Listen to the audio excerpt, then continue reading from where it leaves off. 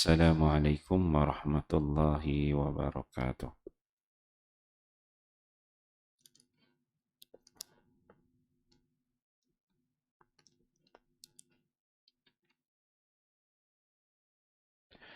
Bab ilmu dan zikir, kelebihan Al-Quran. Hadis ke-19.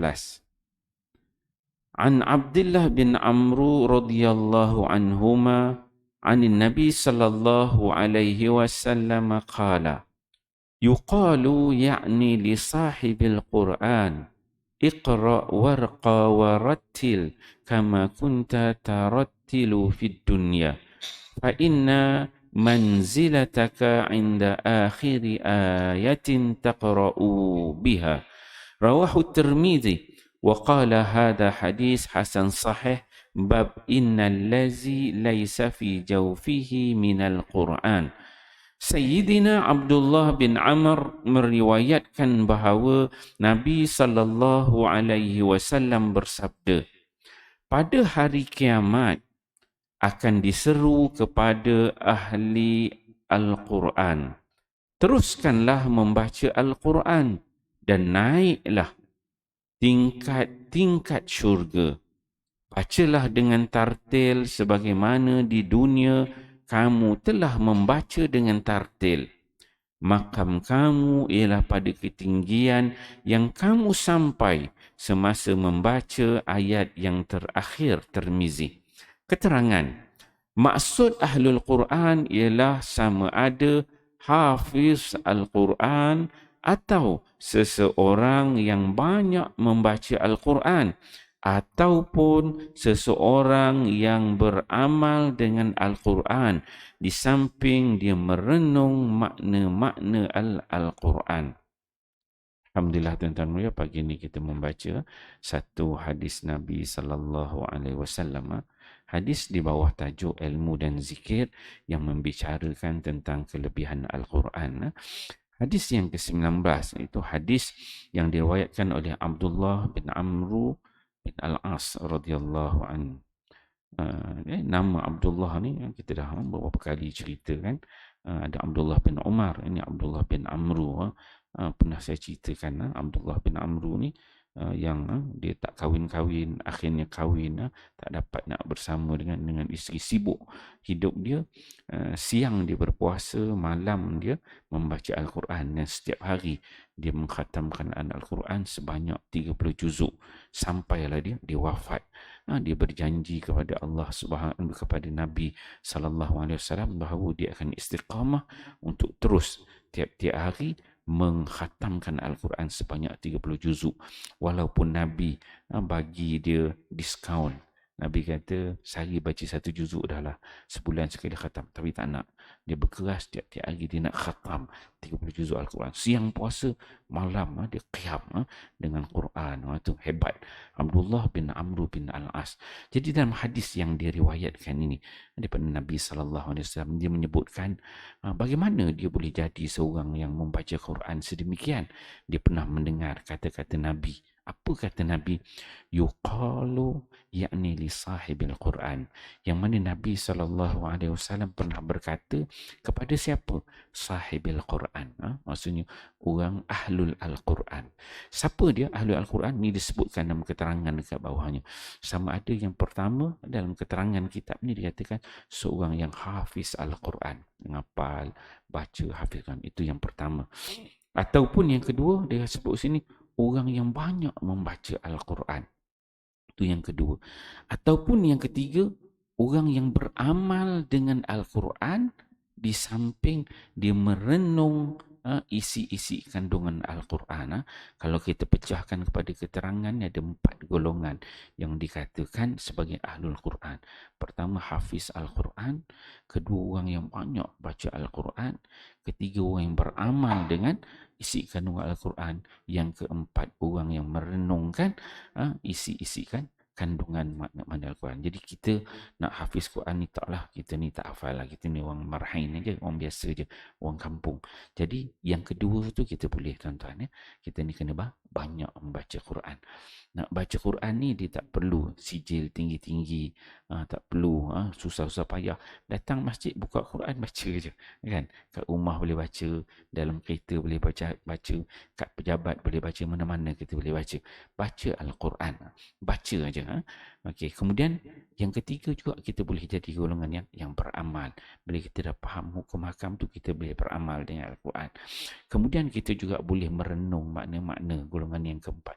Buka terjemahan Quran, baca. Sekarang ni banyak terjemah bahasa Melayu. Buka tafsiran Al-Quran. Baca itu kita boleh merenung makna. Ada 4 golongan. Yang pertama tu kita tak dapat lah. Kita tak hebat macam tu. Yang 3 tu insya-Allah sama-sama kita boleh usahakan. Apa kata Nabi SAW? Yuqalu yakni li sahibil Quran. Nabi katakan pada hari kiamat nanti. Ini bukan cerita dekat dunia, ini cerita dekat akhirat. Nabi kata pada hari akhirat nanti akan dikatakan kepada 4 golongan ini. Yuqalu li sahibil Quran ikra. Maksudnya akhirat, dekat akhirat ni dia tak ada dah ibadah. Nak beribadat ke, kebajikan ke, nak pergi infak duit, sedekah, tak ada. Tapi ada satu amalan yang masih boleh buat lagi. Yang mana dunia ni nama dia ibadah, membaca Quran dekat dunia. Dekat akhirat tu Allah Ta'ala berikan lagi kebenaran Iqra untuk membaca Al-Quran. Maksudnya kalam Allah tu dekat dunia ni kita baca, akhirat kelak besok pun ada ruang boleh dibaca. Bagi siapa? Sahibul Quran. 4 golongan ini. Mengikut kitab ni. Dia kata, Iqra. Kata Nabi SAW nanti akan disebut kepada golongan Sahibul Quran. Kamu bacalah Al-Quran itu. Warqa. Iqra, satu baca. Dan kamu naiklah tingkat demi tingkat. Akhirat ni tuan-tuan, dia ada syurga. Syurga tu dia ada level dah. Nama-nama syurga, pintu syurga, level-level syurga tu ada. Jadi bagi sahib Al-Quran ni, dia akan satu suruh baca. Satu suruh baca. Yang kedua, warqa. Warqa maksudnya naik. Dia akan naik. Bila dia baca tu, dia akan naik satu tingkat. Naik satu tingkat. Naik satu level. Naik satu level. Kama kunta tarattilu fil dunya. Sebagaimana kamu dekat dunia dulu kamu baca Quran. Jadi bila kita baca, pentingnya kita baca dekat dunia tu dengan bacaan yang tartil, dengan bacaan yang baik, sebab akhirat nanti kita akan baca macam itu. Pada level yang sama. Allah berikan kebenaran bagi golongan sahibul Quran. Sahibul Quran untuk baca terus Quran. Kita akhirat besok tak ada dah nak sedekah-sedekah masjid ni, sedekah anak yatim ke, tak ada dah. Tapi Quran boleh baca. Jadi kita baca dekat akhirat nanti dan kita tu Allah Ta'ala akan angkat. Satu level, satu darjat, satu tingkat akan naik di akhirat nanti. Maka kata Nabi SAW, fa inna manzilataka. Maka kan Nabi sebut yang kebaca sahibul Quran dekat akhirat nanti, mereka ini masing-masing ada tingkat level masing-masing. Ada maqam yang berbeza, ada level yang berbeza.